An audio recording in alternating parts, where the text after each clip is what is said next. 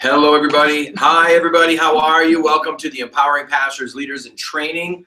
And today we're going to continue our training with the Bigger, Faster Leadership book from Samuel Chand. I would encourage you to go online right now, if you have an opportunity, and purchase this book.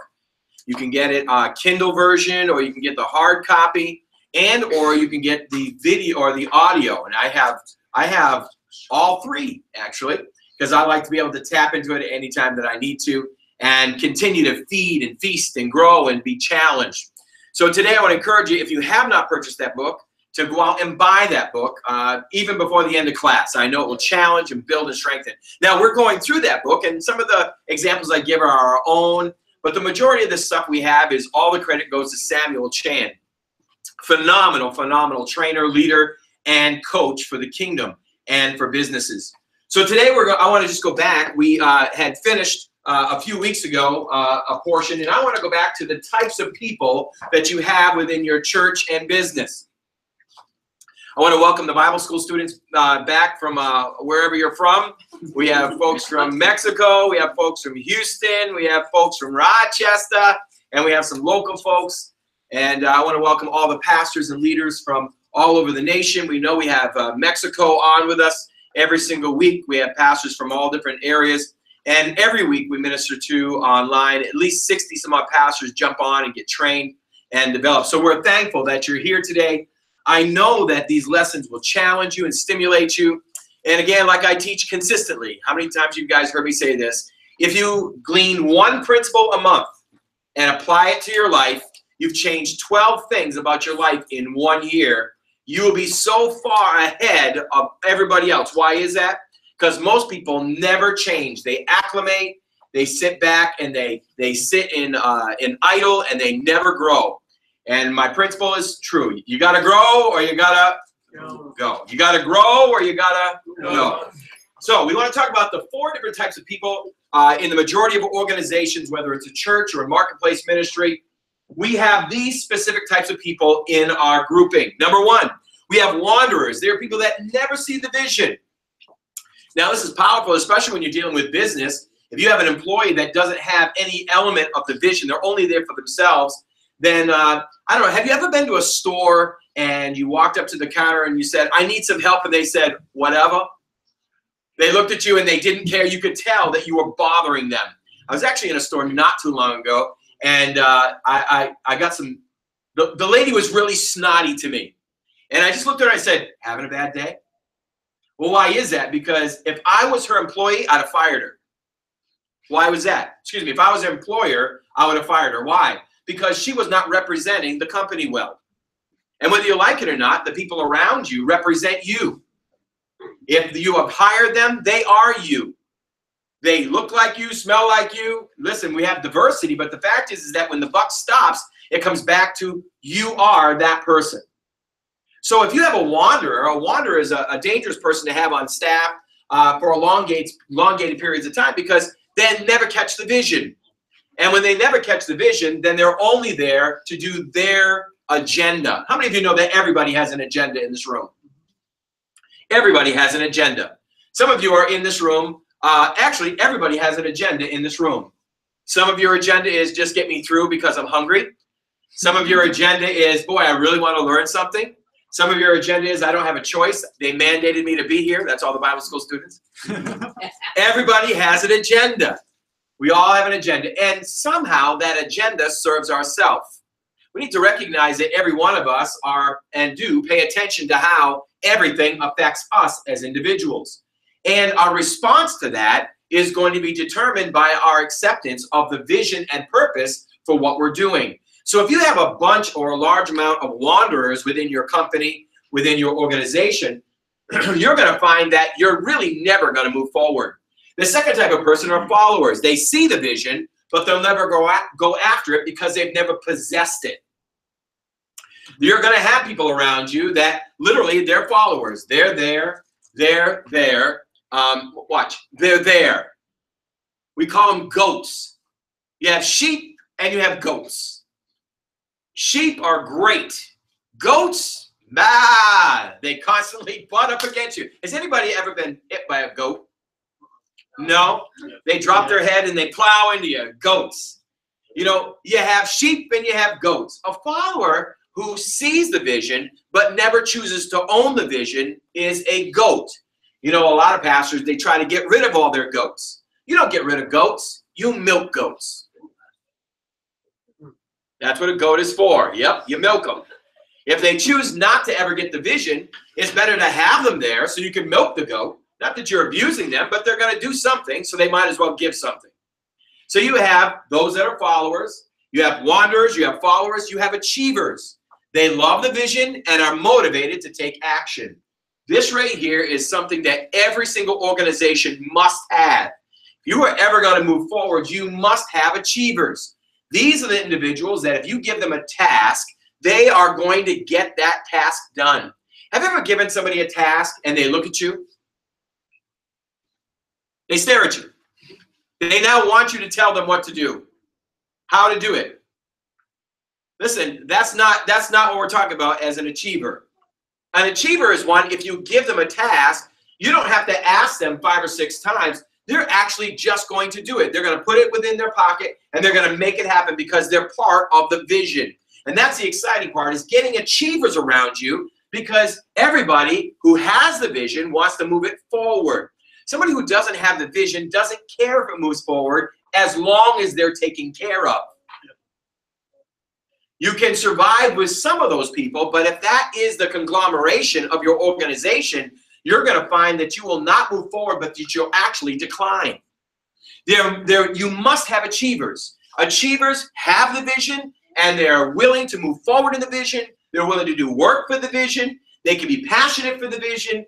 But then there's the last portion. And the last type of person is a leader. They are driven by the vision. They love to gather others to pursue it. You know, there's people that have the vision, and then there are people that are driven by vision. Brother Henry is driven by his vision for his company with energy. He gets up in the morning. Where's he going? He's going to work. You know what? He could probably take some extra days off, couldn't you? You probably could. It wouldn't be that hard to take some extra days off, but you go to work. Why? Because there's a passion in your heart, because you own, you live inside the vision. You do what you do because of the vision. And we must all raise up leaders because the vision burns in their heart. It's like the prophet said, it's like a fire shut up in my bones. Listen, when there's no fire in your bones for what you're doing, you can't lead. Why? Well, because leadership is magnetizing. A leader will always draw other leaders. Will do the work, but they're not a magnet. People. A leader's job is to draw people. A leader's job is to be so overwhelmed and living inside of that vision that people around them catch the fire. You are causing forest fires. That's your job as a leader, is to be so passionate about what you do. I hear it all the time. People say to me, where do you get all that energy? It's easy. It's a passion of mine. When I preach, I don't preach half-heartedly. I'll preach this, literally, I preach the same way in front of 2 as I have in front of 5,000. Why is that? Because it has nothing to do with 2 or 5,000. I'm passionate about what I do. It is in me. I live to do what I do. Why do you live? Why are you doing what you're doing? If there's not a fire in your bones, then you're an achiever, and that's important. You've got to have achievers to move the organization ahead. But you have to have leaders where the fire is consuming them, that when they get up in the morning or when they're asleep at night, they might wake up with a fresh idea. They might wake up with a fresh propulsion for the day. You see, those are the people you have to have around you, because they're going to draw other leaders. That's the exciting part. When you start drawing other leaders, you're actually expanding yourself to where a multiplicity can occur. Where you don't have a multiplicity of leaders and only achievers, you can get a lot of work done, but ultimately you aren't moving forward, because there must be more than one leader, and that's called delegation, to where you can fragment, and not in a bad sense of fragmentation, but moving in divisions to where you can enlarge yourself. Cody sent me a book on Yogi Cho's book on cell groups. And it was very interesting how they started with 2,400 people. And he was burned out. He was burned out so badly, the book says, that he got sick. Now, the reason he got sick, I'm talking like not just sick, but he'd stand up and in 4 or 5 minutes pass out. Like sick, really sick. The doctors, they simply said this: you overworked your body. It's psychosomatic. It's actually what they told him. It's psychosomatic. And we're not sure how to fix it because you caused it by overworking yourself, and it was wrong. It was 10 years. So within these first years, he's pastoring 2,400 people, which he was extremely excited about. But 2,400 people is not what his vision was. And so because he was so sick, he couldn't pastor the same way. And he started going to God for revelation. And all of a sudden, God started unveiling the book of Acts to him in a greater dimension, to where not only was there church in the corporate anointing, but also in the home organization where there was more intimacy. And he started growing that organization to where in just a few years, there were over 20,000 people. But he couldn't do it himself. In fact, what was amazing was he found that he couldn't get a lot of men to do it. He had to actually raise up women. And in that culture, that wasn't as accepted as it is in this culture.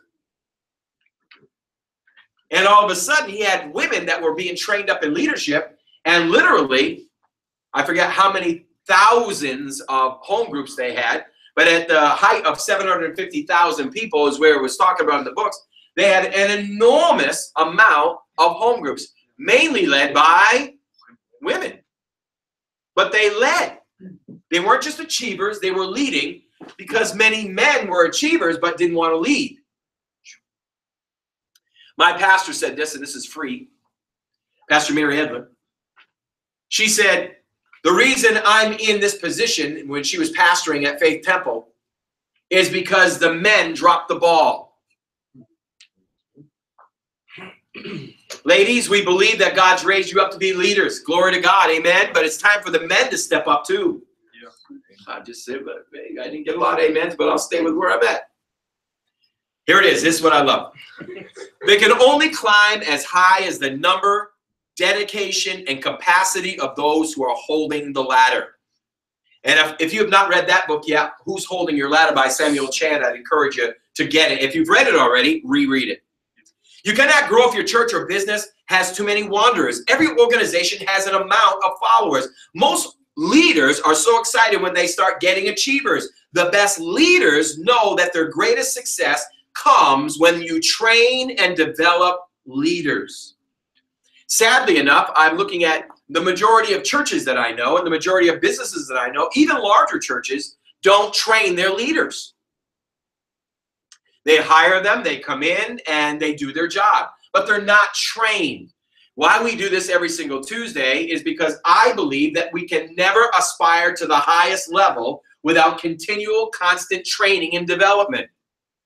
If you never stretch, you'll never grow. And in that, even though at times you forget more than you've ever learned, you'll be amazed at the deposit when it's made, when you need it, will come out. If you've never deposited, then you'll never have it come out. And so I get excited as the greatest privilege we have is developing leaders. Is you as folks that are online allowing me to come into your computer and to speak and to develop with leadership skills. What an honor that is to me.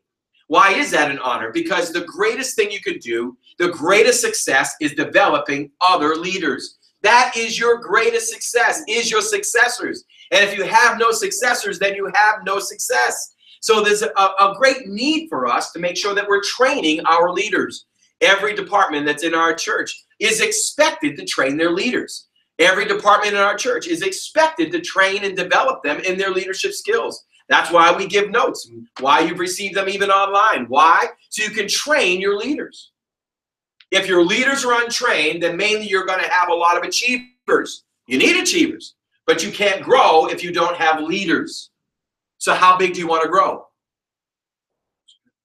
That's the question. The question is not that you can't grow. This is structure. Remember, there's two things he's talking about in this book. What is it? Systems, which do what? What are systems? People. No, the systems are about how to. Yeah. How to. What's the structure? People. The people. The people work within the structure, not the structure work in the people. So if you don't have the right people on the bus, or you don't have the right people holding your ladder, or you don't have enough holding your ladder, you can have the best systems, but you'll never be able to climb to the highest level of that ladder. Good. Yeah. So we must develop leaders. As we all know, again, sometimes I repeat myself and I apologize, but listen, if it makes an extra deposit, it's good. Most organizations minister to people like this. We minister 80% of our time to the three main categories. We all know them. Ready? The three main categories are the crazy, the complacent, and the complaining. Critical. The critical. So one more time. The crazy, complacent, and the critical. Complainer. The crazy, the complainer, the critical. Very good. 3 C's. We'll do it one more time. Ready? Pastor Dan, help me with this. The crazy, the complaining, and the critical. Did I do it right? Here we go.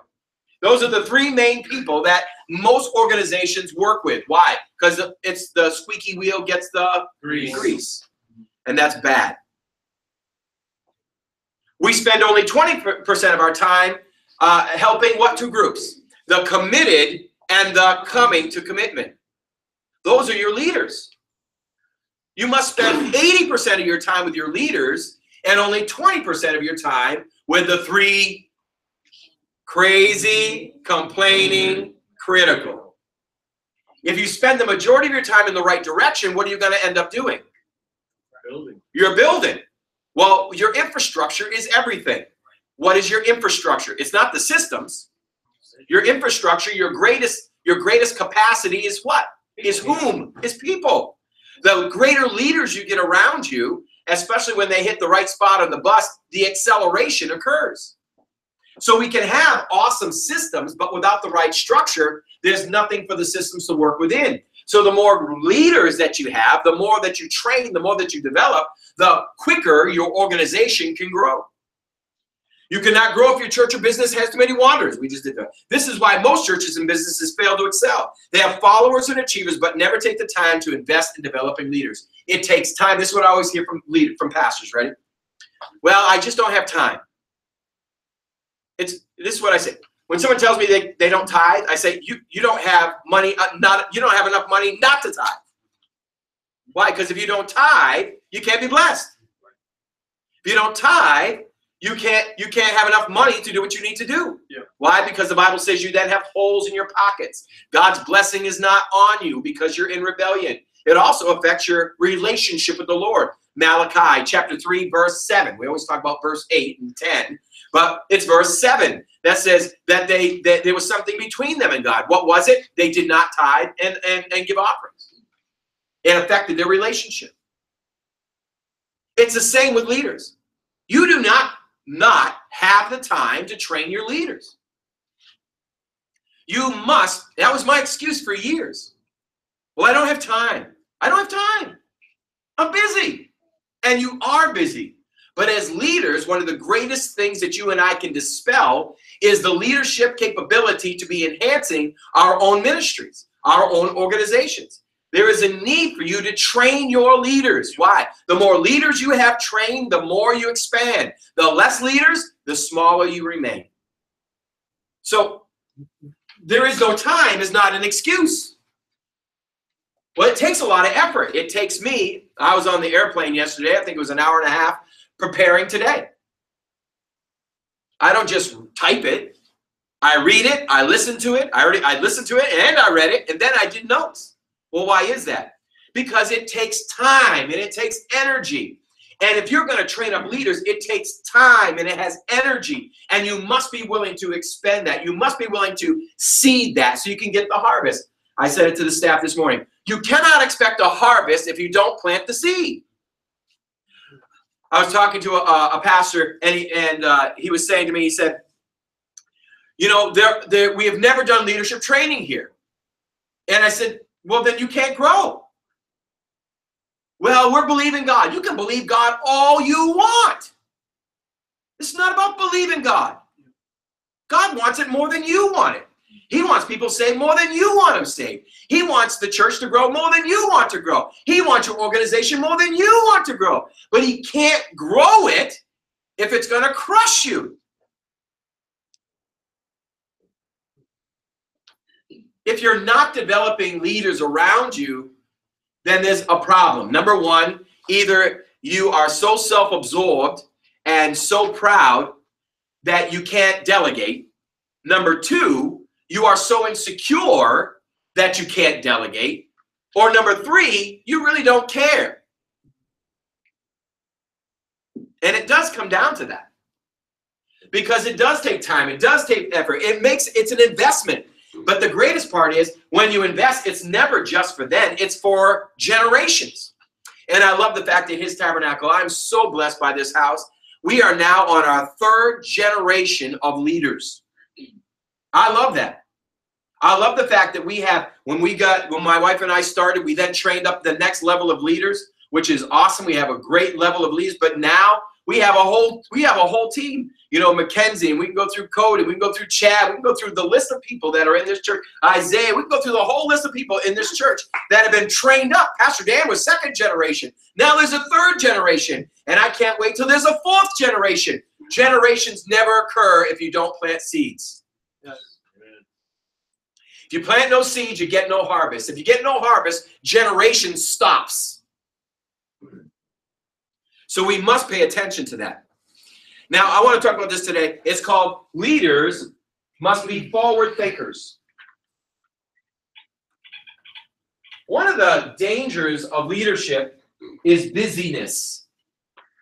As you all know, the number one reason that churches don't grow is because the leader is too busy. That's the number one reason. Leaders are too busy. We must be forward thinkers. What's a forward thinker? Somebody give me your definition. Visionary. Visionary, yeah. Visionary. What's that mean to you? How to keep the vision. What is it? What's a visionary? Future and then bringing it to now. Going to the future, seeing what it's supposed to be, and bringing it back. That's a forward thinker. As leaders, we must be forward thinkers. Now, an achiever doesn't need to be a forward thinker. They don't. An achiever is given a task and they accomplish that task. Once that task is done, you give them another task. That's not forward thinking. We must be forward thinkers. This means as a leader, we're expected not only to see where we are, but where we're going. This encompasses not only the great things we want to do with the vision, but also the ability to anticipate trouble and obstacles before they arrive. If you and I do not pay attention, then we will not see the obstacles that are going to go before us. And we need to recognize that one of the greatest gifts a leader has and must develop is their ability for conflict management. Is their ability to take a problem and transition it into a platform. To take an issue that would debilitate and allow it to be a diving board into the next level. This comes only as you're willing to train yourself. Yes? I was watching a documentary. I think you need to be a little bit louder. Okay. I was watching a documentary last night on how they made the Voyager, the space thing that flew out like all the way to Uranus or Neptune or something. And they said that they had one person's whole job, or like a whole team, was just to think about the problems that could go wrong, and they had like report after report about how to fix it. Exactly. It took like 5 years to make it. Listen, that's a forward thinker. A forward thinker. Listen, when you're driving, if you're on the highway, you're usually not a forward thinker. Let's just say you're going down on the highway. You have a destination, but you're not really paying attention. One thing I've learned about being a biker, a motorcyclist, is that you actually have to pay attention. I'm talking seriously. Because you hit a pothole, you're in trouble.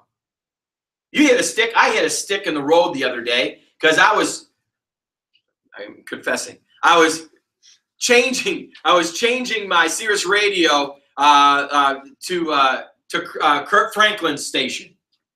And when I looked up, there was a stick in the highway. There was a stick on the road. And I hit that stick and whack! Rhonda was on the back.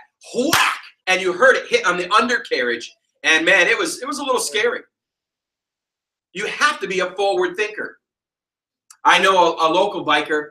He owns one of the local funeral homes, funeral director. And he and his wife were driving down the road, and he wasn't paying attention, and he hit a pothole, and it literally broke his wife's back. It threw her up, broke her back, and she had to get fixed. You know, it didn't paralyze or anything, but it fractured. All because he wasn't forward thinking. Listen, this is important. It's not just forward thinking, I see the vision. Forward thinking is, what are the problems that are going to hold me back from that vision? And what do I need to do to make sure as a leader that I can thwart those, use those, instead of being destroyed by them? And that is a skill that has to be developed. Samuel Chan likened it under, are you a giraffe or a mole? Leaders who are moles are stuck in a hole. This is why they're always, this is the way we've always done it. This is what we've always done. They don't look up, they're always looking down. Moles are always in the ground, burrowing. Has anybody ever dug underground? When I was a kid, we used to have snow. I'm talking like snow. Now, when I was a kid, across the street is where they used to pile the snow. So I lived in a town called Phillipston, and across the street, there would be a mound of snow over 20 feet high. I'm not exaggerating, over 20 feet high. So we would say, we're going to create a cave. And we would go in there and we'd start digging. Now, we didn't have shovels. We started digging with our hands, and we'd start digging in there. And all of a sudden, you couldn't see anything in front of you, just white. When a mole digs, they don't see anything in front of them, just brown or red if you're in the South. The point is that moles never see when trouble's coming. They poke their head up every once in a while, but they're mainly underground. You and I have never been called to be a mole. We've been called to be a giraffe. Giraffes are awesome. They're extremely tall. Has anybody ever seen a giraffe? Has anybody ever gone to the zoo and seen a giraffe? Yeah. Are they taller than you? Yes. Yes. I bet they saw you coming before you saw them. Here we are. A giraffe is awesome. Why? Because their height plays the capability of them being able to see not only the good, but also the bad. You see, a giraffe can look up and see where they want to go get their next level of food. They can see the next tree. Listen, you could be a possum on the ground, and you kind of have to walk into your feed. But as a giraffe, they're so tall, they see over everything. They're actually able to look and find a tree that they want to eat at next. Not only that, they can look down the trail, and if there's a lion coming, they're going to see that lion before the lion ever gets to them. We've been called to be giraffes, not just to see the good things, but to see the bad things. As forward thinkers, it is just as powerful to see the bad as it is to see the good. It is not bad to see bad. It is our job in conflict management to thwart off those things that are going to derail us and detract us and wound us. It is our job to see the problems. And what I love about being a forward thinker, now my wife is extremely, what's the word I want to use? My wife is extremely encouraging. She loves being positive and positive only. She does not want to hear a negative word out of your mouth. She drilled this in my children. Ready? Let no corrupt communication come out of your mouth. When they would speak bad, my wife would make them sit down and write how many times? Hundreds of times. I will let no corrupt communication come out of my mouth. I will not let no. And so here I am. My wife is a great woman of God, but I'm the visionary. And so here I am. I'm talking to her one day, and I'm starting to share about some things I see that are bad coming down the trail. And she got irritated with me. She said, "You can't speak bad about that. You always look at the bad things that can happen. You need to look at the good things that are going to happen." Listen, as a leader, as a giraffe, you don't have the luxury of just looking at the good things. You have to see the bad things before they come. You have to look down the road and see the potholes. You've got to see when you need to pull over to the side of the road. You need to see when you need to speed up. You need to see when the lion is coming down the trail. You've got to see that, and then you've got to be a problem solver. You can't allow it to derail you. You've got to say, okay, this is a reality. This is the problem that I'm looking at. What strategically do I need to do to make sure that this leadership skill that I have is going to take this organization not to that threshold of the trouble, but beyond, so that I can succeed? Now, I want to tell you something. This is something that you have to learn, because the more trouble that comes into your life, and we always are mad at trouble. We don't like trouble. But the fact is you don't even know how you think until trouble comes down your trail. You don't even know how to look and create a strategic plan until you have trouble. You have to have trouble in your life. But you've got to learn to trouble your trouble instead of letting your trouble destroy you. So when trouble comes down the line, your job as a leader, let's just call this trouble. When trouble comes, you have got to strategically plan. These are the things I've got to do. These are the things I've got to accomplish to destroy this in the middle.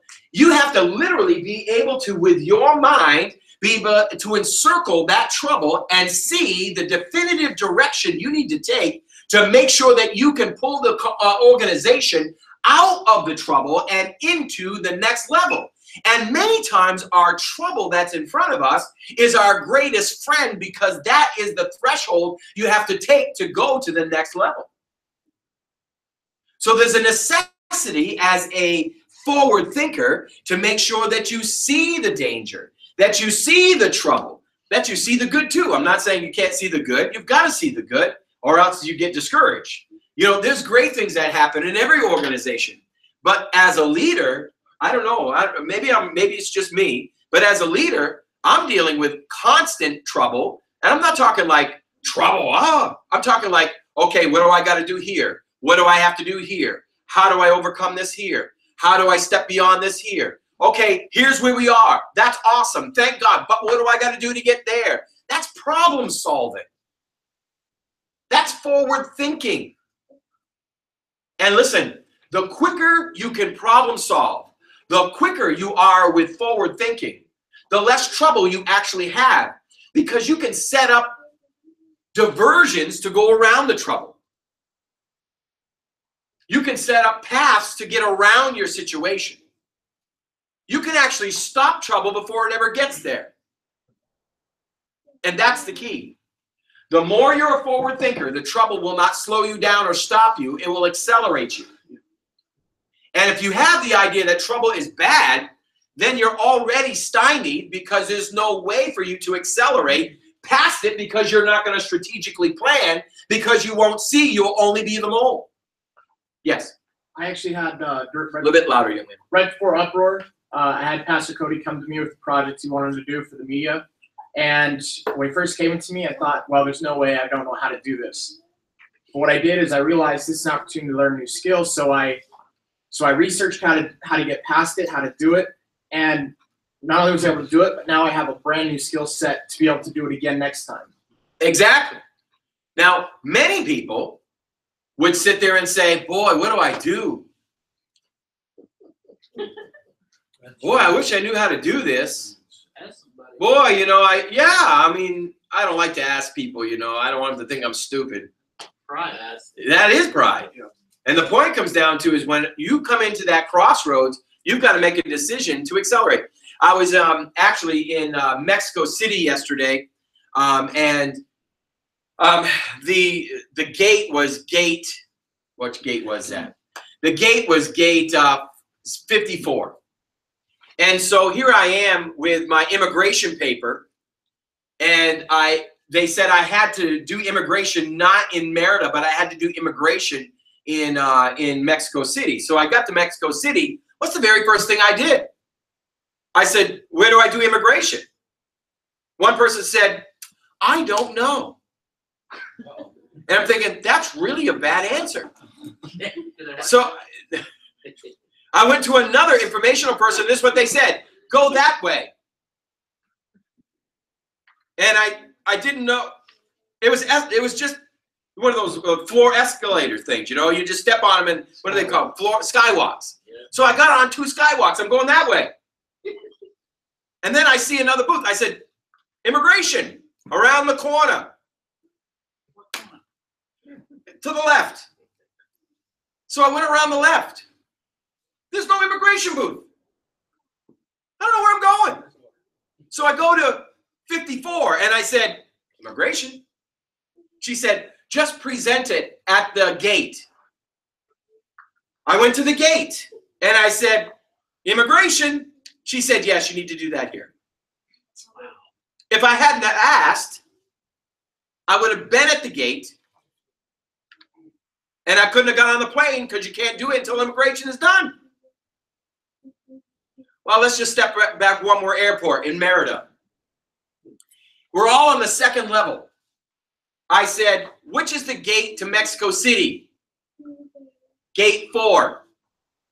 I said, great. I'm at gate 4 for an hour and a half. They start loading people. I walk over and I said, Mexico City? Aeromexico. Oh, this is Interlink. Wrong airplane. My gate wasn't up top. My gate was in the bottom.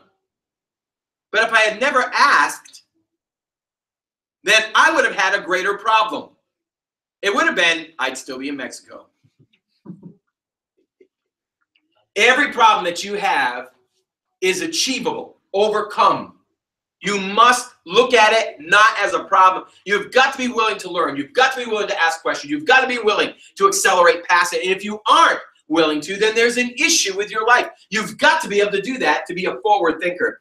Now, Samuel Chang gets into the Panama Canal. And when you read this book, you're going to find that it really is totally encompassing the story about the Panama Canal. I haven't integrated that into our training because I didn't really feel it necessary because I can't cover all the details of the book. But here he's talking about the Panama Canal when they were getting ready to, the United States bought it and we're going to expand it because the building of it had ceased. The one thing he starts talking about is that shipbuilding is an ever-developing revolution. That in the old days, it used to be steam. It was air. But then we went into motors, into fuel. The mindset of shipbuilding is bigger, better, faster, and that is exactly how it occurs. When the Panama Canal locks were being designed, they had to look not to where they were in size and in speed, but they had to design it with forward thinking. In 1870, cargo ships were on an average of 240 feet long, and by 1990, they had increased to 320 feet long. So that's not a long time. That's 30 years. They increased like 10 feet per year. But acceleration, how many of you know everything accelerates? Yeah. That was 11% increase in just a few years. In 1906, the English built a ship that was over 570 feet in length. And this was just the beginning of the bigger and faster innovations that had to come. In 1907, just 7 years later, it's not 570 feet, but now 790 feet. So the people that were designing the Panama Canal couldn't think for 1900, couldn't think for 1906. They had to think for many decades in advance. And they actually built it for 100 feet long and over 80 feet wide. Many times we do not think that far ahead. And the problem is we come to our end game. You know, at his tabernacle, the vision has never been small. It has never been 100 people. It has never been 500 people. The vision's never been 500 people. The minimal vision was 900 people, which we're believing for, and we minister over 900 right now every single week, whether it be in-house or online or during the week. We minister to a lot of people. But still, the vision is not to where I want it to be. I want to see 900 people in this building every single Sunday morning. But that's not where it ends. If you look at my wall, there's a diagram of this building on the plot of this piece of property that we own. But you also see another diagram on there. And that is the next building. It's right there. Why is it there? Well, because I saw that before the plans were ever drawn out. So even how we've done leadership, and you metamorphosize through the process of your structure. And I love that part about structure. Structure is a never-ending metamorphosis to be able to handle more people and be able to structure the problems and the situations the way you can move forward in them. So structure never changes. But ultimately, the vision is the compulsion of the direction that you're heading. And the structure are the people that you're surrounding yourself with so that you're strengthened on the inner man. But then you have this system. But if you never think where you want to go, then you're never going to get there. So where do you want to be? How big do you want your company to be? How big do you want your organization to be? How big do you want the church to be? How big do you want your department to be? How big? If you're not a forward thinker, then ultimately you're going to build too small. I had a pastor come to me and he said, I'm going to build our next building for 300. And I looked at him and I says, that's probably not wise. I said, because your vision is 750. Yeah. Well, if your vision is 750, you're only building for 300, you can't even double and hold what your vision's going to be. I said, you at least need to build for 500 because at 70% capacity, and you add 2 congregations or 2 timetables, then you can fill the vision that you have. His lack of forward thinking was going to immediately stymie the vision, and it would never, or it would, let's just say it does occur, it's going to cost him double the amount of money because he can't stay there. True.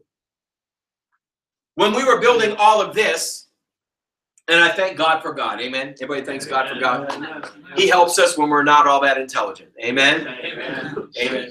I love God. And so we were going to buy the Zim building, and it was inexpensive. But you know, if we had bought that Zim building, we would never have built this.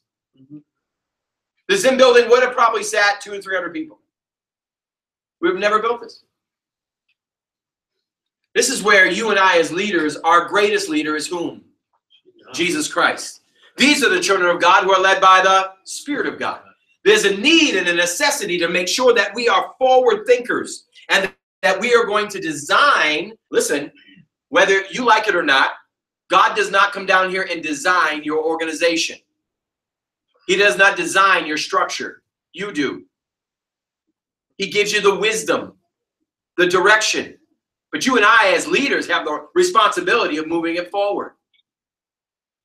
Another example that he gives in his book is called What's in Your Suitcase. When you're going on a trip, it's wisdom to look at the weather report before you get there. Now listen, like I said, I just came back from Mexico. Just great testimony. If you guys second it, you do, because I'm going to end early. We just came back from Mexico, and wow, it was awesome. We're doing a crusade with Brother Tiff Shuttlesworth, Lost Lambs Ministry, in October 13th and 14th. And what's exciting is the fact that they've never been able to organize the churches around to be able to do something as an organization, as one, the body of Christ in that city, the city of Campeche. And we were able to organize 50 pastors. And that was months ago. And they're actually on board and they're excited. And as I'm going down, Pastor Patricio told me, he says, we've got 40 new pastors that want to participate with this vision. And right now we have 90 pastors that are going to work with us down in Campeche to do what's going to happen. And then we have a senator that is empowering us to minister to the university students. And we're going to be able to speak to, they believe, between 2,000 and 3,000 university students and speak Jesus. They want us to talk about Jesus to the university students about suicide, about drug addiction and alcohol addiction, and about divorce. What an awesome opportunity. And God is opening those opportunities. So I'm going down to Campeche, and I looked at the weather report, and it says, it's anything over 95 just says hot.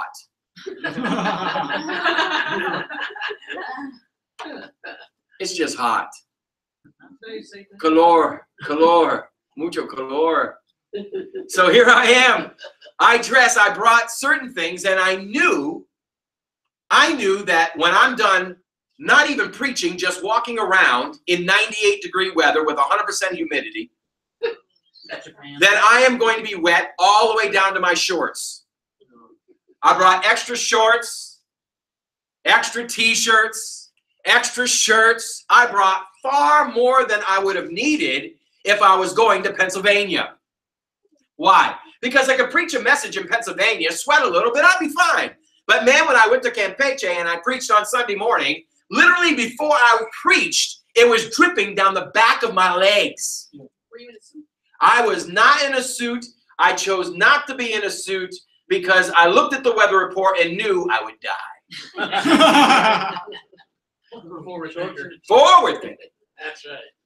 Every time you go on a vacation, you have to forward think when you're packing your suitcase. If you're going to Alaska, you're not packing shorts. Maybe some people. If you're going to the Arctic, you're not packing shorts. There you go. No. Vacation, you're not packing suits. You have to forward think about what you're going to put in your suitcase to make sure that you have what you need when you get there. And this is the big part about being a futurer. This is a big part about futuring. And that is not looking where you are right here, but futuring in the future. That means you're seeing where you're going. You're looking in your suitcase and saying, I'm going to need this. I'm going to need that. The reason Corey's here is because we needed someone to do marketing and media. We needed that. And I knew that. We did as much as we could before we hired him. We tried to do it on our own as much as we could and brought great frustration to the rest of the staff. But futuring, we knew we would have to in the future hire someone to do that specific job at this place. We knew that to be able to bring even the children's ministry to the next level, that we would have to hire somebody who had different skill sets. Not that the person was bad in the past. They were phenomenal. But when they resigned, we knew the skill sets that need to be done. We knew we had to bring Pastor Chad on to do the millennials. Why was that? Why is that?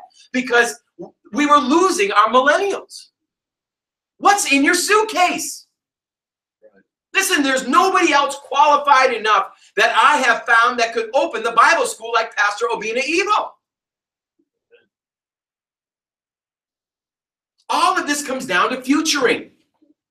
What is the future of your organization? What is the future of your department? What is the future of your ministry? What is your future? Because if you can't see it, there's no way for you to be a giraffe and look at the things that you need to be careful of, to look at the things that you need to troubleshoot over, to look at those things. Listen, even in the back of directions that we buy at Walmart, it says troubleshooting. They had to forward think enough that if your TV's having problems, look in the back, troubleshooting. We have to look in our suitcase. What's in your suitcase? Because if you don't know what's in your suitcase, then how are you know where you're going? Are you jumping on a train and when you get there, you get there? Jumping on a plane with no destination? You've got to know what's in your suitcase. Now listen, how do you know what's in your suitcase? Well, number one, you got to know where you're going. Number two, you got to open it. Number three, whose job is it to fill? Yours. Your job. It's your job to fill your suitcase. This is why it frustrates me to life. No. It frustrates me to death, all these local pastors and all these regional pastors and all these pastors across the United States, that there's training for them, but they choose not to get training. That frustrates me. Why does that frustrate me? Because it means God's kingdom can't really come. God never created church to be small. The first church was how many people? No, first church was Peter preached. First church, 3,000 men gave their hearts to Jesus, not counting women and children. That's the church. That was the launch of the church. Not many chapters after that, another word was preached. And how many people got saved? 5,000 men got saved. The Bible says that the church was added to daily. That's 365 people a year by one person only. Then the Bible says that the church multiplied. But you see, you can't ever multiply what you have if you're not going to be a forward thinker. That's true. So, There's nothing worse than wearing a Parker in Camp Paycheck. Can you imagine if I wore a winter coat, an Arctic coat, wool pants, high boots, goggles? you'd be dead by You would be dead. A good wool hat. Woo! Sunday. The only way you would see somebody do that is if they packed wrong. Or got on the wrong Maybe. plane. So here we are. What's in your suitcase? See, if you don't know what's in your suitcase, well, then you don't know your destination. And if you know your destination, you have to pack that suitcase yourself. So you know where you're going. What do you got to have in that suitcase that's going to make your trip enjoyable? What do you got to have in that suitcase that makes sure, listen, when we go down south, let's just talk about Harley. When I'm going to go to Florida, I want to tell you one piece of equipment that I always have in my Harley Davidson when I go to Florida. You ready? Sunscreen. Because you see, the sun is out. Ready? The sun is out. Right? What happens when the sun's out and your skin's bare? You get crispy. You need to butter your bread. Minister Redner, that was like 3 times ago we went. Minister Redner and I were riding, and we were done. It was just a few days. When we were done, his arms were literally blistered. He had sun poisoning. So how many of you know that that's not a good thing? So what do? Well, we troubleshoot. What do? What do? We buy sunscreen. It's in my suitcase. What's in your suitcase? If you're not a futurer, then you haven't packed your suitcase. If you're not a futurer, then you hope your stuff's in the suitcase. You hope it's going to work. But I want to let you know, it won't work if you don't know what's in there. And the great part is, how many of you have ever bought new clothes before? Yep. You bought new clothes? How many of you had clothes wear out before? How many of you had clothes break before? Rip, tear, no good. You bought more, right? You bought new ones. How many of you kind of increased in life? Oh, yeah. I've been increasing. I used to be a 32. Now I'm a 33. Yeah. Not in each leg. I will tell you that my bottom has pretty much stayed the same, but my top, Jesus help us all. Amen. Man, you looked at it. Oh, you know you've increased a lot when all of a sudden when you look at your shirt, it's like this. The buttons are pulled apart. You know you need something new.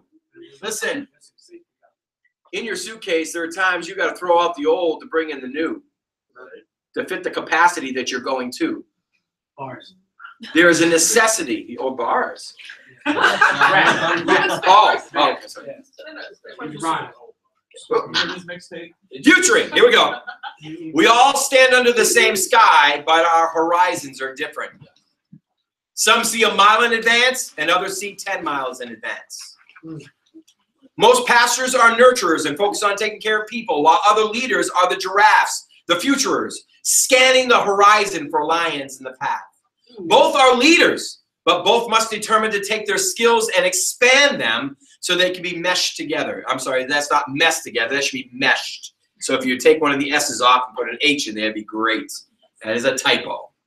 Both skills are necessary to accomplish a vision. One is not better than the other. When they're unified, the organization can be taken to the next level. All leaders should develop futuring teams. Now, this is something that I had never thought about doing. We've done this periodically, but never thought about doing and having on a consistent basis, and that is creating a futuring team. And we're going to do that this year at His Tabernacle Family Church. What is a futuring team? It's getting a group of people together of diversity. some being poor, some being wealthy, some being young, some being older, some being church, some being unchurched, some being community leaders, business leaders, and then church folk that deal with the youth or the young adults, or having a multiplicity of diversity within the same room, and then asking them a question and leaving. And that is, what do you see in the future that could be a problem for us? What do you see in the future that would be a speed bump for us? What do you see in the future that could accelerate us? You know, he even gets to in the book about branding, and we did a new branding in our church because we found that the old brand was old. And so I remember when my daughter walked up to me, I was sitting in my recliner, and she walked up and she said, "Dad, I just want to say this, that we need to change our branding. It's old. So I've designed a new one. Just want you to know that." And I said, "Well, Corinne, you know, I know that you have a new design, and that's really nice, but you know, I really like the old one. We paid $4,000 for that old one. It was donated, but it would have cost us $4,000 for that design. And I like the old logo, and it's everywhere." And she said, "Dad, it's time for change." And she said, "I already showed this to Cody, and he told me this is what you were going to say. So I want you to know we're changing this." They did. They changed it. Sometimes you got to rebrand. The great part about seeing through somebody else's eyes is sometimes they see trouble that you can't see. Having a futuring team is so cool because with such diversity within the room, they can see a speed bump that, listen, what I love about our staff too is the fact that they're young. I got a very young staff. And what I love about the young staff is I don't think the same way they do. And I love, well, I don't always love. I sometimes don't love at all the thoughts that they have. Sometimes it irritates the tar out of me with their suggestions. But you know something? I'm wise enough, and I'll say that. I am smart enough to know that I don't have the corner of the market. I'm smart enough to know that I've got to minister to more than just people that are in their 40s and 50s. I've got to be able to minister to the millennials. I've got to be able to minister to the youth. We've got to be able to minister to the children. We've got to be able to open up our capacity. Why? Because the kingdom come is what we've done is not just one group. It's the formidable foe that's going to come together and see God's kingdom come. And that means that it's going to be rich, it's going to be poor, it's going to be people that are different ethnicities, it's going to be people that are from different parts of the country, it's going to be men, it's going to be women, it's going to be children, it's going to be youth, it's going to be millennials. And we have to be able to see, the problems coming before they get here in those groups so that we don't have to be stopped by them. We can either go around them or catapult off them. And these futuring teams that he's talking about is so awesome. And one of them I love too is, where do the fast food restaurant owners plan to expand? Even that plays a huge part. You know, when we were building this church, or I should say before we built this church, I had learned from a businessman, location, location, location, location. How many of you have ever heard somebody say that? Location, location, location, location. How many churches are put up in the back hills, or they're hidden behind here, or pushed over there? And when we were gonna build, we knew we had to build a building, and this is a road that has over 10,000 cars a day on it. When we built here, it was not an accident. When we bought the building down the road, it was not an accident. It wasn't that we were desperate for a building. We needed a building, but I've always decided, I've learned, you never make a decision out of desperation. Amen. Intelligent decisions are never made when you're desperate. Yeah. Because your strategic thinking usually falls out the bottom. So you make decisions before, and that's that forward thinking, that's that futuring, before you come into that kind of situation. So the reason that we chose this piece of property, and remember, you know the story, that we chose this piece of property, it wasn't even for sale. Why did we choose this piece of property? I'll tell you why. Because 3 years before we bought this piece of property, they had a meeting on this road. This road is commercial.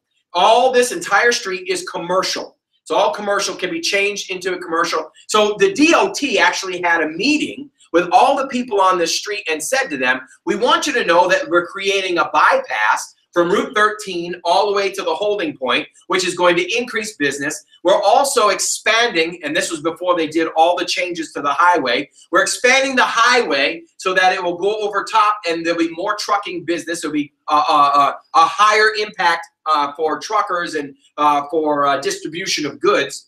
So what we're going to do is, I want you, this is what they were saying, one day you're going to wake up and there's going to be a McDonald's next door. One day you're going to wake up and there's going to be a company next door. So we just all want you to know that. So when we bought this building, that was the mindset. The mindset was, listen, this whole area is going to expand. And when it expands, we have to be positioned properly. Now I want to show you our position. Number one, we have right here, Route, which road is this? Old Ithaca Road.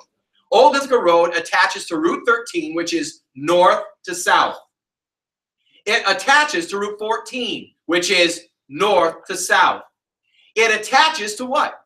It attaches through Route 13 and 14 at 86, which is east and west.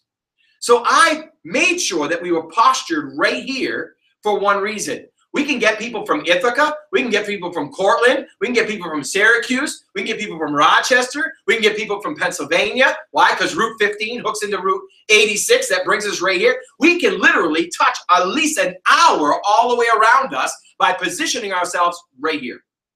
Someone says, why don't you go to the mall? I'll tell you why I won't go to the mall. Because Ithaca would be too far away, Spencer would be too far away. All of this would detract our opportunity to broaden ourselves. Everything has to be strategic. Forward thinking. You have to be a forward thinker. You have to be a futurer. What's in your suitcase? If you don't know what's in your suitcase, you're not a futurer. You are sitting back and hoping, kind of hanging on for the ride thing. Well, that means you're going to end up in Alaska, in the middle of Antarctica.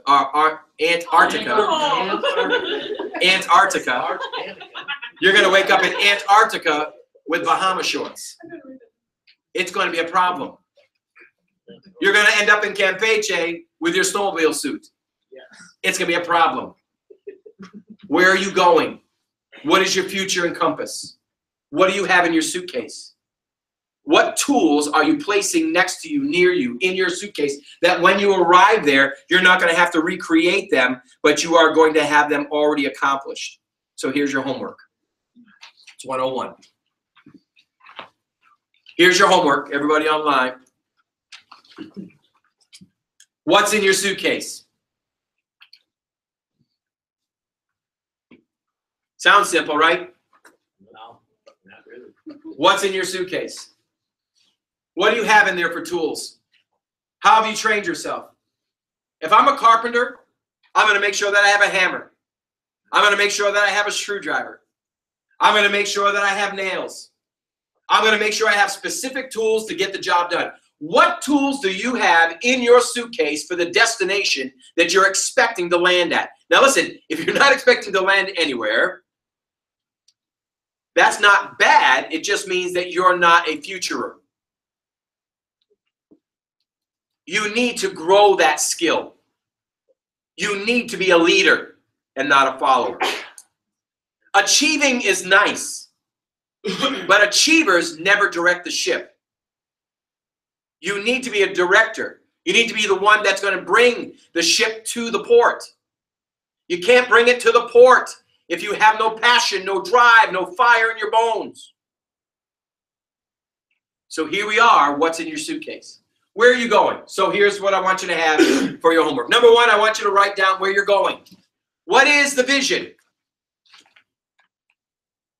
Is the Panama Canal only going to be 60 feet long, so only 60-foot ships are going to get in there? 20 feet wide? Or are you going to make it 100 feet long and 80 feet wide? Where are you going? What is the vision? And then, what do you have in your suitcase that will get you there? One more thing. What do you need to put in your suitcase to get you there? So 3 things. Where are you going? What's your destination? Number 2, what's in your suitcase right now? And number 3, What do you have to put in your suitcase that when you get to the destination, you're going to have what you need? 3 things. Anybody have any questions? You have 1 week. It is a $25 fine if you choose not to, if you're watching online. If you do not do your homework, I do not get that information from you, then you owe me $25. It is Pastor Spencer at gmail.com is my PayPal account. I love receiving $25 fines. It makes it so that I can buy new equipment, hunting equipment, maybe some new Harley parts. I thoroughly enjoy what you're able to donate because of your lack of willingness to write down information for me. So I honor you that you will pay me. If you want to pay me in advance, that works good. It's like absolution. Just pay me in advance and everything works out fine. And you can remain lost wherever you're going. I'm going. I definitely wrote be the captain of your ship. Be the captain of your ship. Exactly. Anybody have any questions? This is a good one, guys. Guys, gals, men, women. This is a good one. If you work this homework, you'll actually move forward. If you don't work this homework, honestly, you can't move forward. Most people will not take the time to do this homework. You want to know why? It's going to take time. It's going to take energy.